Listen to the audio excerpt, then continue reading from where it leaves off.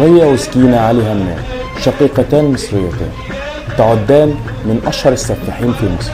حيث اشتهرتا بتكوين عصابة لاستدراج النساء وقتلهن من أجل السرقة في الفترة ما بين ديسمبر 1919 ونوفمبر 1920، مما تسبب في خلق حالة من الذعر في مدينة الإسكندرية في ذلك الوقت. نزحتا في بداية حياتهما برفقة والدتهن وشقيقهن الأكبر أبو العلا من الصعيد إلى مركز كفر الزيات، ومن ثم إلى مدينة الإسكندرية، واستقروا بها في بدايات القرن العشرين،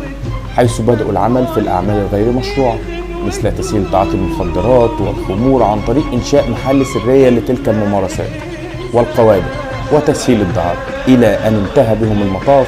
باستدراج النساء وقتلهن بهدف الاستيلاء على مصوغاتهن الذهبية، بالاشتراك مع محمد عبد العال زوج سكينة، والتي بدأت حياتها بائعة هوا، وحسب الله سعيد مرعي زوج راية، واثنان آخران هم عرابي حسان وعبد الرزاق يوسف. تم إلقاء القبض عليهم وتوجيه تهمة القتل العمد لعدد 17 سيدة من ثم إدانتهم من قبل المحكمة، وتم إعدامهم في 21 و 22 ديسمبر من العام 1921. قبض ريا وسكينة أول سيدتين يتم تنفيذ حكم الإعدام عليهم في تاريخ مصر الحديث،